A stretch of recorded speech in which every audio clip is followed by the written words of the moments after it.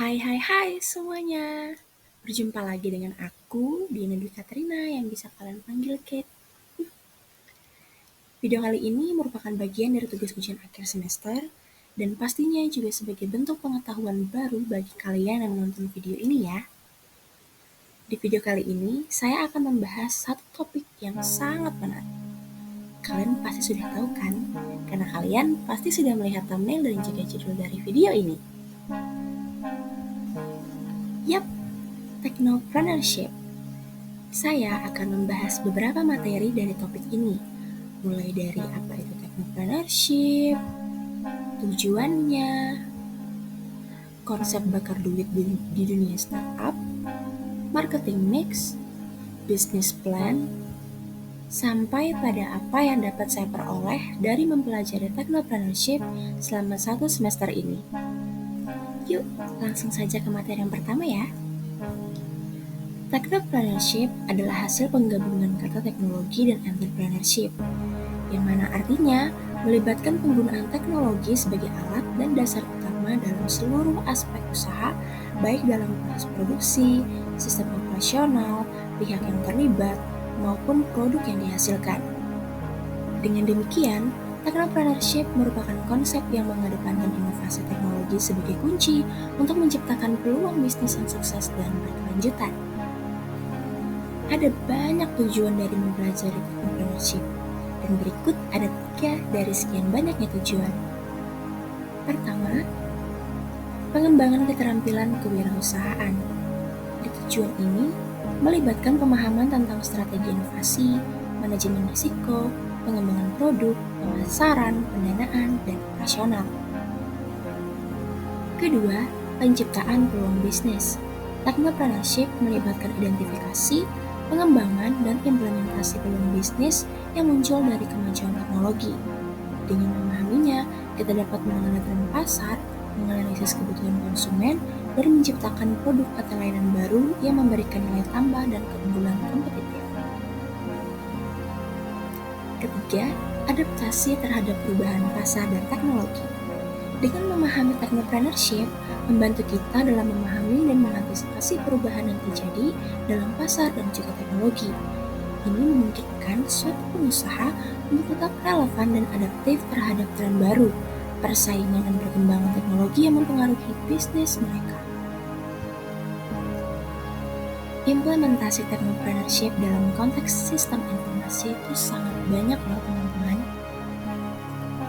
Salah satunya yaitu pengembangan aplikasi. Technopreneur itu dapat memanfaatkan peluang bisnis dengan mengembangkan aplikasi yang menggunakan teknologi informasi. Mereka dapat menggunakan teknologi seperti salah satunya yaitu artificial intelligence. Nah, salah satu contohnya adalah aplikasi yang menggunakan kecerdasan buatan ini yang sekarang lagi banyak digunakan oleh siapapun, yaitu ChatGPT. Selanjutnya adalah konsep bakar duit di dunia startup.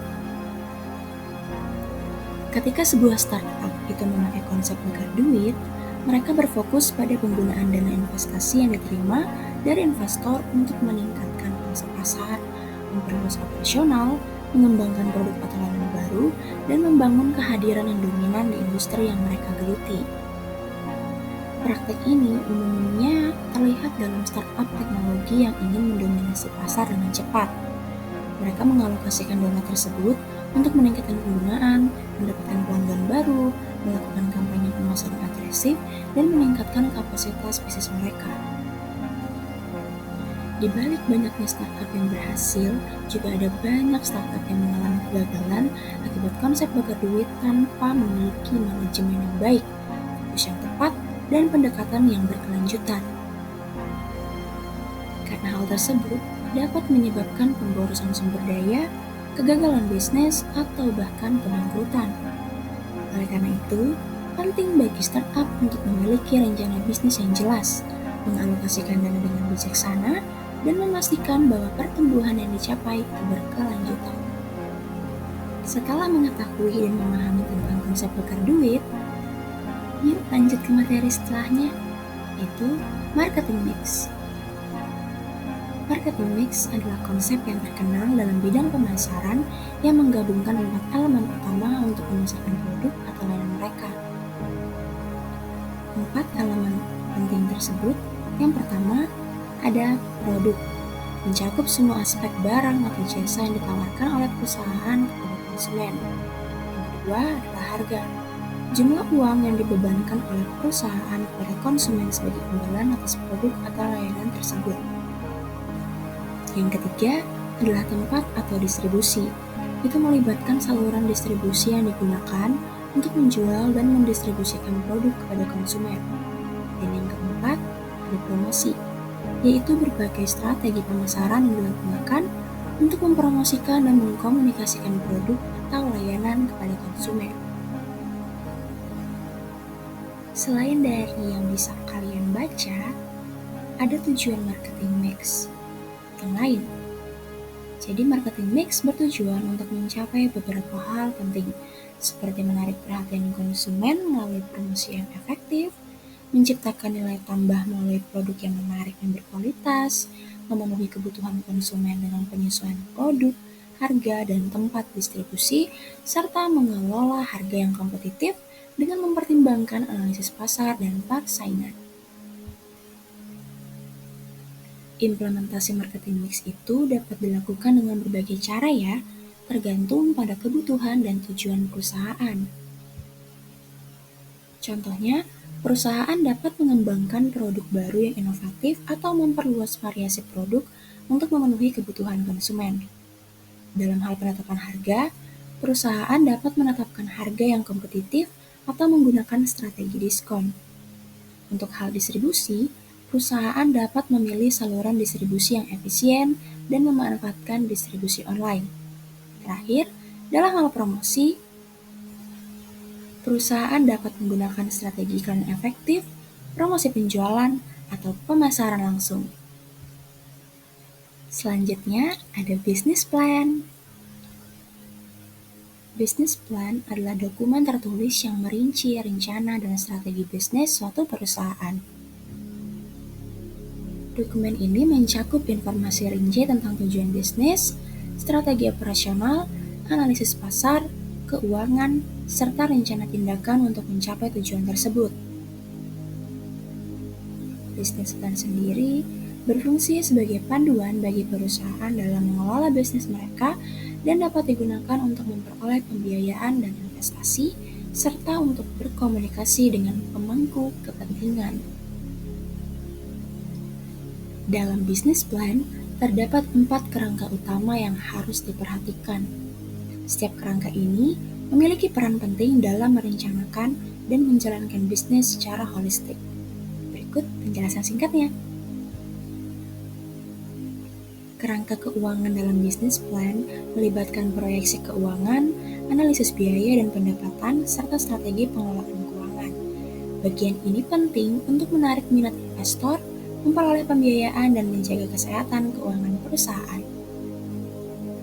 Dalam konsep bisnis, itu mencakup visi dan misi bisnis, profil perusahaan, tujuan jangka pendek dan jangka panjang, serta nilai-nilai inti yang akan menjadi dasar budaya perusahaan. Bagian ini memperlihatkan identitas perusahaan, tujuan strategis, serta faktor-faktor yang membuat bisnis tersebut unik dan berbeda dari pesaing. Dalam kerangka operasional, itu melibatkan proses operasional bisnis termasuk struktur organisasi, sumber daya manusia, sistem operasi, dan alur kerja. Di bagian ini menjelaskan bagaimana bisnis akan dijalankan, mengelola operasi sehari-hari, mengatur jam kerja, serta mengidentifikasi kebutuhan dan aset yang diperlukan untuk menjalankan suatu bisnis. Nah, kalau marketing itu berfokus pada strategi pemasaran dan promosi bisnis. Ini mencakup analisis pasar, segmentasi target pasar, strategi penetapan harga, distribusi produk, serta promosi dan komunikasi pemasaran. Nah, bagian ini membantu dalam memahami pelanggan, pesaing, serta mencari cara untuk memposisikan produk atau layanan bisnis di pasar yang kompetitif. Business plan ini tuh memiliki manfaat yang penting banget loh bagi perusahaan.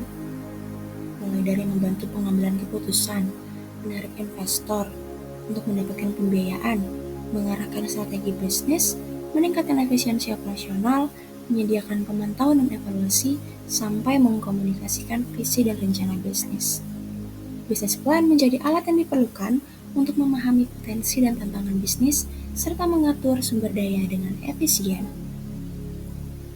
Selama 1 semester ini, mempelajari technopreneurship itu memberikan pengetahuan yang berharga bagi saya dalam hal pengembangan dan juga pengelolaan bisnis berbasis teknologi.